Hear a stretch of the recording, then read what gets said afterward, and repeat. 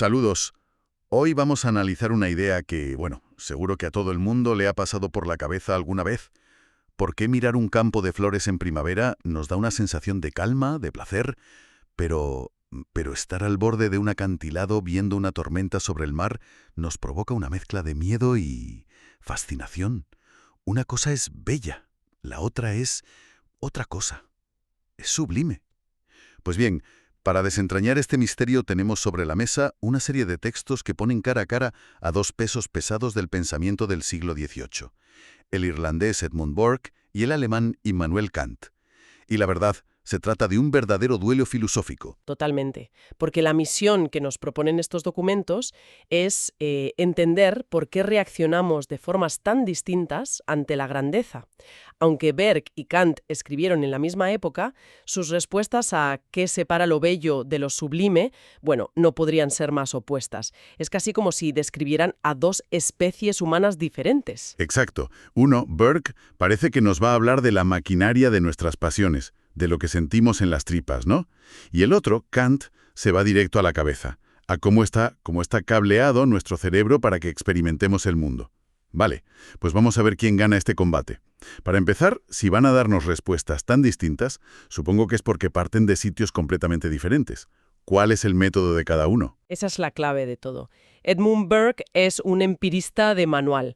Esto, dicho en plata, significa que su punto de partida es la experiencia, lo que sentimos a través de los sentidos. Su método es casi el de un psicólogo. Observa cómo reaccionan nuestras emociones ante ciertos objetos o situaciones y a partir de ahí saca conclusiones.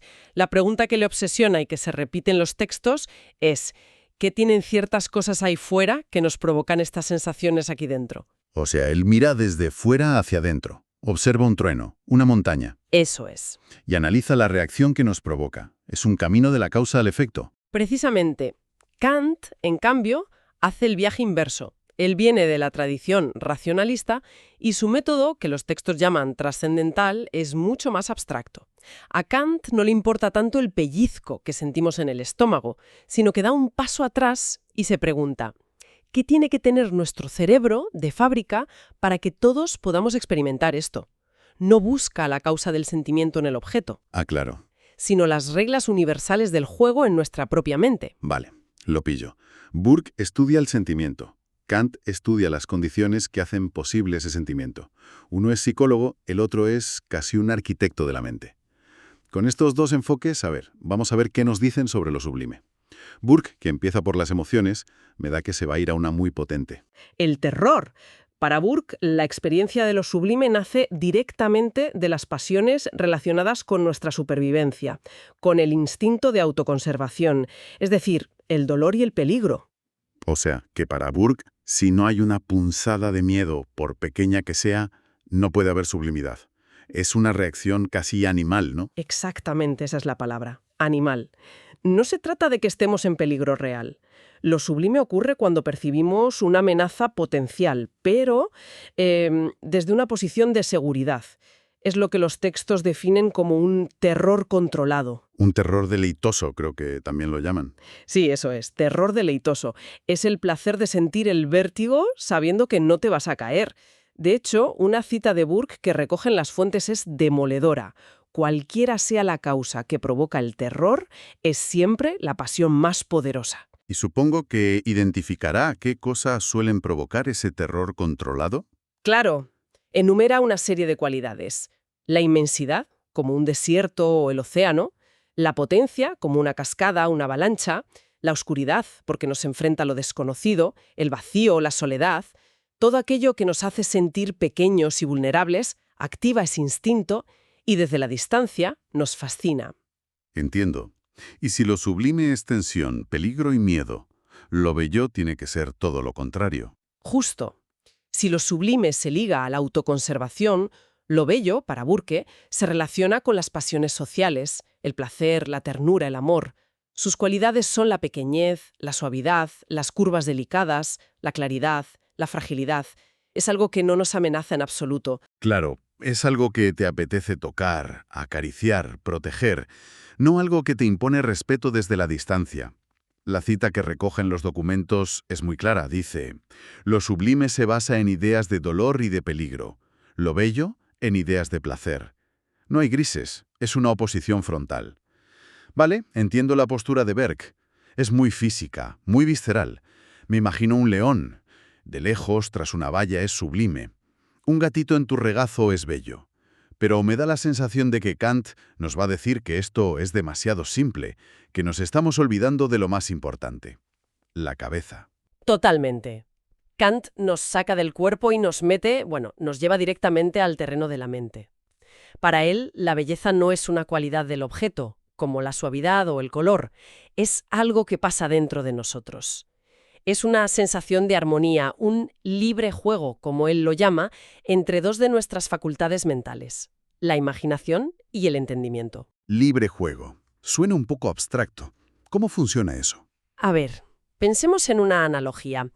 Es como si nuestra imaginación, que es libre y caótica, le lanzara una pelota a nuestro entendimiento, que busca poner orden y conceptos a todo.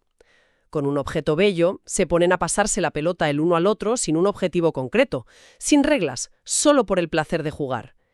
Y en ese peloteo sin fin, en esa armonía inesperada, es donde sentimos el placer de lo bello. Ya. Es un placer desinteresado, no queremos el objeto para nada, simplemente nos complace. Y por eso, aunque sea una sensación subjetiva, sentimos que todo el mundo debería estar de acuerdo. Entendido. La belleza es paz, un acuerdo en nuestra cabeza. Pero entonces lo sublime tiene que ser lo contrario, una especie de cortocircuito mental, ¿no? Algo que no encaja. Has dado en el clavo. Para Kant, lo sublime es un conflicto, pero un conflicto con final feliz. No está en el objeto, sino en la reacción de nuestra mente cuando se enfrenta a algo que la desborda. Y como detallan bien los apuntes, distingue dos tipos. Primero está lo sublime matemático. Matemático. Suena todavía más abstracto. Se refiere a la magnitud. Ocurre cuando nos enfrentamos a algo tan inmenso que nuestra imaginación no puede capturarlo en una sola imagen. Piensa en el cielo estrellado o en el océano hasta el horizonte. La imaginación intenta dibujar eso, pero fracasa, se rinde. Y justo en ese momento de fracaso interviene otra facultad, la razón. La razón sí puede pensar en el concepto de infinito o totalidad. Es curioso. Entonces el placer no viene de entender la inmensidad, sino de darnos cuenta de que, aunque no podamos imaginarla, sí podemos pensar en ella. Es como una victoria de la mente sobre los ojos. Exacto. Es una elevación. Sentimos placer al descubrir que nuestra razón es superior a nuestros sentidos. Y luego está el segundo tipo, lo sublime dinámico. Esto tiene que ver con la fuerza, con el poder. Imagina una tormenta brutal vista desde un refugio seguro. Nos sentimos físicamente diminutos, impotentes ante esa fuerza de la naturaleza. Ahí Burke diría que es el terror controlado del que hablábamos. Sí, pero Kant le da una vuelta de tuerca. Él dice que, aunque nos sintamos físicamente insignificantes, en ese mismo instante tomamos conciencia de algo más importante, nuestra superioridad moral como seres racionales. La tormenta puede destruir nuestro cuerpo, pero no puede doblegar nuestra voluntad, nuestra libertad. Descubrimos una fuerza interior, nuestra razón, que es inmune a la fuerza bruta del exterior. De nuevo, es una victoria de la mente. Vale, pongamos a prueba estas ideas. Tenemos aquí un ejemplo perfecto que mencionan los textos. El glaciar Perito Moreno. Un muro de hielo gigante, imponente, que cruje y se desploma. ¿Cómo lo vería Burke? Burke se iría directo a lo visceral. Se fijaría en el estruendo ensordecedor del hielo al romperse, en la visión de esa fuerza destructiva y absolutamente incontrolable. Eso activa de inmediato nuestro instinto de supervivencia. El corazón se acelera. Sentimos ese terror primario, pero como estamos en una pasarela a una distancia segura, ese terror se convierte en un deleite, en una descarga de adrenalina placentera. Es una reacción puramente corporal. Lo pillo. Es el rugido del hielo, el peligro latente, una reacción de la tripa. Pero Kant, aquí se iría la cabeza, ¿verdad? ¿Qué pasaría en la mente kantiana al ver ese mismo glaciar? Para Kant, el estruendo sería secundario. Lo principal sería la inmensidad de esa masa de hielo. Nuestra imaginación intentaría captar el glaciar en su totalidad, de principio a fin, pero es imposible, fracasaría. Y es en ese momento donde nuestra razón interviene y nos dice: tranquila, Aunque no puedas visualizarlo, yo puedo pensar en el concepto glaciar, en su totalidad, en lo infinito de esa masa. Claro. La experiencia sublime no sería el miedo a ser aplastado, sino el placer de sentir el poder de nuestra propia razón superando los límites de la percepción. Ah, qué diferencia. Uno siente el miedo a ser aplastado, el otro siente el poder de su propia razón por encima de esa masa de hielo. Fascinante. Vayamos al arte. La noche estrellada de Van Gogh. Burke, de nuevo, se centraría en las emociones inmediatas. Vería la oscuridad que, como él dice, hace los objetos más terribles, y esos remolinos caóticos y violentos en el cielo. Generan una sensación de asombro, de inquietud, de un poder desatado que nos sobrecoge. Es la emoción pura que transmite el lienzo. Mientras que Kant, supongo, vería en esos remolinos una representación del cosmos. Exactamente. La pintura evoca el universo infinito. Nuestra imaginación se pierde intentando abarcar esa vastedad arremolinada, pero nuestra razón nos rescata con la idea de universo. Un concepto que, aunque inabarcable para los sentidos, es perfectamente pensable.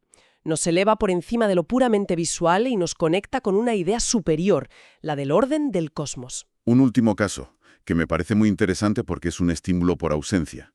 El silencio absoluto en una cueva. ¿Qué pasa ahí? Es un ejemplo genial. Para Burke, el silencio absoluto es sublime porque se asocia con el vacío, la soledad y la oscuridad. Es una privación sensorial total. Nuestro cerebro está acostumbrado a recibir estímulos, y cuando no los hay, se dispara el instinto de alerta, de supervivencia. Nos sentimos vulnerables ante esa nada. Y ese terror deleitoso es para él la esencia de lo sublime.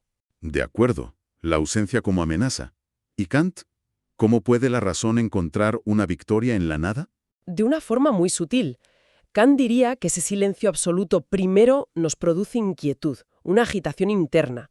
Pero si logramos sobreponernos a esa sensación, si logramos calmar nuestra mente, lo que ocurre es un triunfo de la razón sobre nuestro propio estado sensorial. Ajá. La victoria no es sobre una tormenta exterior, sino sobre nuestra propia agitación interior. Encontramos una calma y una fortaleza en nuestra propia mente, que trasciende el vacío de fuera. Es un acto de autodominio. Entonces, después de este cara a cara de ver cómo analizan el hielo, un cuadro y el silencio, ¿cómo resumimos los dos bandos? ¿Cuerpo contra mente? Es la mejor forma de resumirlo. Para Berg, la experiencia estética es un evento que ocurre fundamentalmente en el cuerpo. Es una reacción fisiológica, emocional, conectada a nuestros instintos más básicos. El origen de lo sublime es el miedo, y la razón por la que todos lo sentimos de forma parecida es porque compartimos una biología, unos sentidos que reaccionan de forma similar. Es un consenso biológico. Mientras que Kant lo ve al revés. Completamente. Para Kant, la experiencia estética es un evento de la mente. No nos habla de nuestros instintos, sino que revela la propia estructura de nuestra razón y, en última instancia, nuestro destino como seres morales y libres. El origen de lo sublime no es el miedo, es una elevación, un recordatorio de nuestra grandeza interior. Ya, claro. Y su universalidad no se basa en que tengamos el mismo cuerpo, sino en que compartimos una misma estructura racional.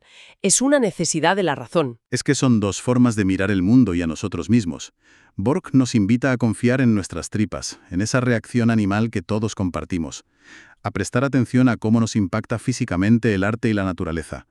Kant, en cambio, nos dice que miremos hacia adentro, que en nuestra capacidad de pensar, incluso en nuestro gusto más personal, hay un eco de nuestra condición universal como seres racionales. En definitiva, hemos visto dos formas radicalmente distintas de entender por qué el arte y la naturaleza nos conmueven.